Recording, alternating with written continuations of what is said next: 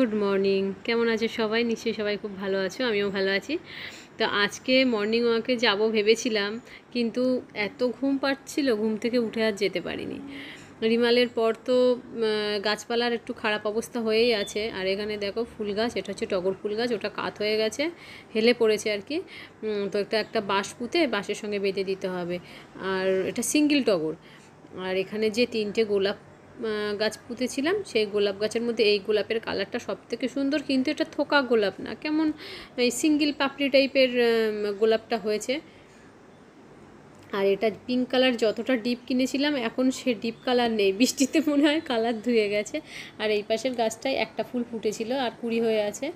আর এখানে যে নয়নতারা দেখছো না, অনেকগুলো নয়নতারা হয়েছে। এখানে এতগুলো নয়নতারা রাখবো না, দুটো তুলে নেব, একটাই রেখে দেবো আর দুটো তুলে নিয়ে যাব, নিয়ে ছাদের টব ফাঁকা আছে সেখানে বসিয়ে দেবো।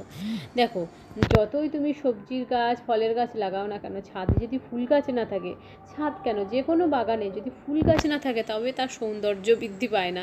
এই গাছটাও হেলে পড়ে যাচ্ছে, এটাকেও দড়ি দিয়ে বেঁধে দিতে হবে। একটা লাঠি পুঁতে দিলাম, আপাতত দড়ি দিয়ে পরে বেঁধে দেবো, কারণ দড়ি উপরে আছে।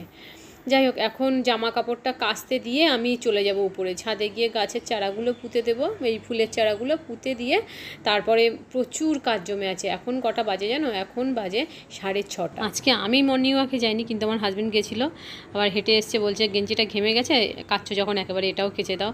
যাই হোক, এইটা কাচতে দিয়ে ছাদে যাব। ছাদে না অনেক কাজ, মানে কোন কাজটা ছেড়ে কোন কাজটা করবো সেটাই ভেবে পাচ্ছি না। আর এখানে যে প্লাস্টিকটা টানিয়েছিলাম, যে রান্না করতে গেলে রোদ টোদ এসে যায়, শুরু করি হয়তো ছায়া থাকে, তারপর শেষ করার আগে রোদ এসে গেল, সেই জন্য প্লাস্টিকটা টানিয়েছিলাম, ব্যাস ছিঁড়ে টিড়ে গেছে।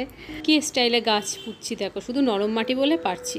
যাই হোক, ছাদের কাজ অল্প একটু করে নিচে চলে এসেছি। প্রচুর থালা বাসন আছে, কালকে রাত্রে লোডশেডিং ছিল, আর 2-1 দিন না খাওয়ার পরে আর ইচ্ছা করে না বাসন মাজতে, ওই জন্য মাজা হয়নি। আজকে ডিমের ঝাল হবে, ডিমের ঝাল মানে আলু দিয়ে তরকারি হবে না। কালকে রাত্রে না আলু সিদ্ধ খেয়েছিলাম, সেজন্য আজকে আর ডিমের ঝাল আলু দিয়ে রান্না করছি না, যেহেতু ওখানে অনেকটা আলু খাওয়া হয়ে গেছে।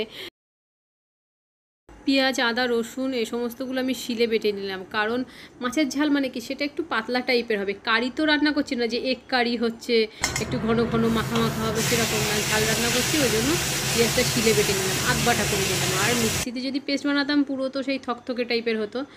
যাই হোক, এক একজনের এক এক রকম পছন্দ, আমার এরকম পছন্দ, ঝাল এরকম করে করি, ভালো খাইও আমরা। টমেটো দিয়েছি, দেওয়ার পরে সব মশলা টশলা কষিয়ে নিচ্ছি, ভালো করে কষানো হয়ে গেলে এর মধ্যে জল ঢেলে দেবো।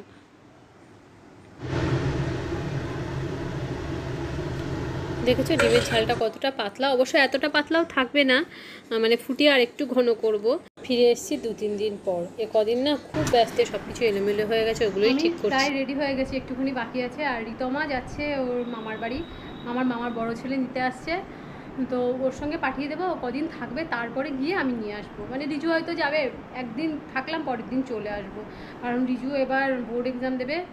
যা লোডশেডিং হয়ে গেল, ও বেশি দিন থাকতে পারবে না। আর আমি তো যেতে পারবো না এদের রেখে, রান্না বান্না, এরা নিজেরা যদি রান্না বান্না করতে পারতো তাও যেতে পারবো না। এক্ষুনি বেরোবো, ট্রেন টাইম হয়ে গেছে। রান্না বান্না তো করা হয়ে গেছে, কিন্তু ঘরদোর বড্ড অগোছালো, এসে ওগুলো গোছাবো। শিয়ালদা পর্যন্ত দিয়ে আসবো, আর অর্ণব এসে শিয়ালদা থেকে নিয়ে যাবে। মানে অনেক দিন থেকে ছুটি শুরু হয়েছে, তার আগে থেকেই যাওয়ার জন্য বায়না করছে।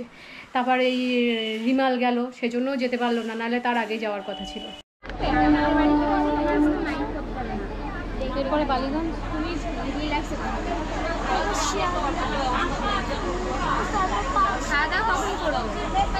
এরপর পাকশাক, বালিগঞ্জ, তারপর পাকশাক,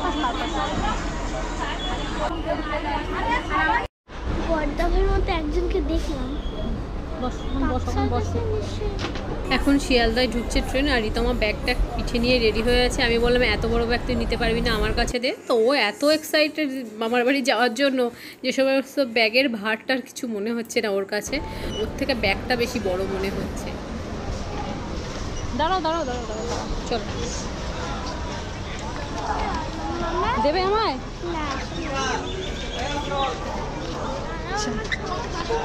হ্যাঁ বাবা, কি রোদ। এই পাশে এসো, আমার এই পাশে এসো দেখে। আজকের ট্রেনটা 15 মিনিট লেট। কোথায় আমরা আগে পৌঁছাবো, অর্ণবের জন্য আমরা ওয়েট করবো, অর্ণব আমাদের জন্য ওয়েট করে আছে। যাই হোক, মামার সঙ্গে দেখা হয়ে গেছে, ব্যাগ এবং ঋতমা দুজনকেই হ্যান্ড ওভার করে দিলাম। আর দেখলাম অর্ণব কোল্ড ড্রিঙ্কস আর কী যেন কিনেছে, সেটা আমি বলতে পারবো না। আর আমি কেক, পেয়ারা এই সমস্ত দিয়ে দিয়েছি। ওদের ট্রেন টাইম হয়ে যাচ্ছিলো, আমাদের ট্রেনটা যেহেতু একটু দেরিতে পৌঁছেছে সেজন্য একটু লেট হয়ে গেছে, তো ওই জন্য তাড়াতাড়ি ওরা ট্রেন ধরতে গেল আর আমিও চলে আসলাম। ফিরে এসেছি পরের দিন। আজ হলো 31 মে, আজ হলো রিজুর বার্থডে। তো সারাদিন কোনো ব্লগ করিনি, জানো না, সারাদিন কাজ করতে করতে চেহারার এমন অবস্থা, ঘরদোরের এমন অবস্থা, তাই আর ব্লগ করিও নি। ভিডিওটা কি হচ্ছে? হ্যাঁ হ্যাঁ, দেখিস না টাইমিং হচ্ছে। হ্যাঁ, দাও দাও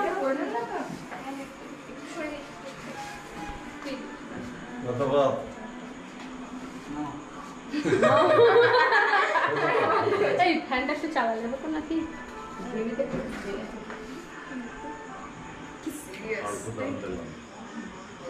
এমনিতে হেল্পিং হ্যান্ড নেই। তারপর বাজারে গিয়েছিলাম, অল্প কিছু বাজার করলাম। আর কালকে যেহেতু ভোট আছে, ভোটের ডিউটিতে গেছে আমার হাজব্যান্ড, বাড়ি থাকলে তাও একটু হেল্প হতো।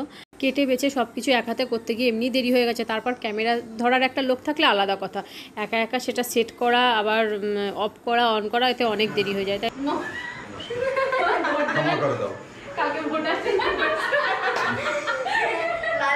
এই রিচুকে একটু রুমাল দাও না, রুমাল নেই। ঘামটা মোচ, হাত দিয়ে মুছছিস, দাঁড়াও, ঘামটা মুছু গায়ে। ওটা ইয়ে করে পরে এডিট করে দিও। এডিট করার জন্য না, মুখ কি পরিষ্কার ওঠেনি।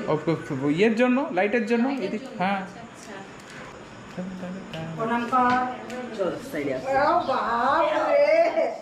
আয়ুষ্মান হও বাবা, তোমার মনোবাঞ্ছা পূর্ণ হোক, তুমি ভালো থাকো। আমি ধরবো, তুমি ধরবে, ধরে দেখি হয় না। যত সিরিয়াস কেন?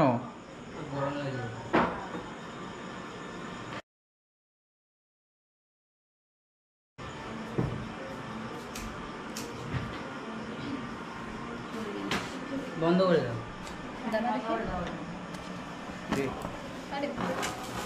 Happy birthday to you, happy birthday to you.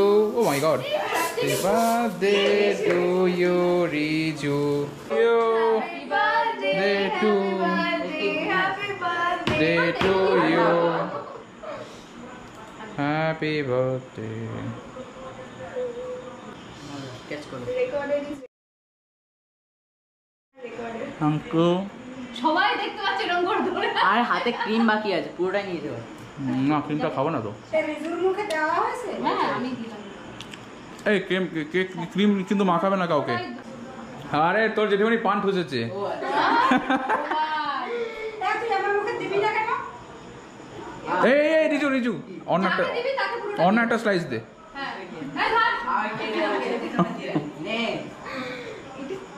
যাকে বললাম না, যে যাকে যেটা দিবে সেটা দিয়ে দিবি।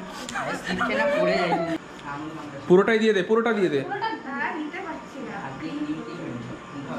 নিতে পারছিস না কারণ রিজু ছাড়ছিল না। হ্যাঁ ঠিক আরে না, হাতে ক্রিম ওই তো দেখো। আরে পুরোটা নিয়ে।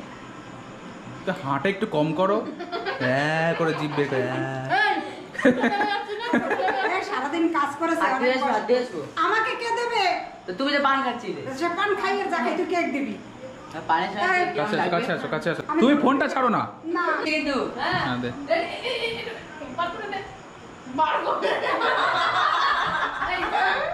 বাস হয়েছে। হাত দিয়ে আসছি। এটা বন্ধ করে কি করে? রিজুর কাছে জিজ্ঞেস করেছিলাম, রিজু তুই কী খাবি, লুচি মাংস টাংস এই সমস্ত করবো না ভাত দিয়ে খাবি? ও ভাত মাংস মা, ও ভাত প্রিয় ছেলে আমার। আর রান্না হয়েছিল ডাল, একদম ঝিরিঝিরি করে মুচমুচে যে আলু ভাজা হয় সেই আলু ভাজা, পটল পোস্ত, মাংস, চাটনি, পাঁপড়, মিষ্টি, পায়েস এই সমস্ত হয়েছিল। আর এসেছিলো শ্রীপর্ণা শ্রেয়সী, রিজুর সঙ্গেই পড়ে। আর এই দুই প্রীতম, এই শ্রেয়সী আর শ্রীপর্ণাকে দেখে এত লজ্জা পেয়েছে, ঘরে পর্যন্ত ঢুকতে পারছে না। ভেবো না যে ওদেরকে নিচে বসতে দিয়েছে আর এদের সবাইকে টেবিলে বসতে দিয়েছে, ওদের দুজনকে টেবিলে বসাতেই পারিনি, শেষ পর্যন্ত ওই নিচেই খেতে দিয়েছি। তোমরা সবাই রিজুকে আশীর্বাদ করো, ও যেন মানুষের মতন মানুষ হতে পারে, পড়াশুনোয় ওর একটু মতিগতি ফিরুক আর ওর সমস্ত স্বপ্ন যেন পূরণ হয়।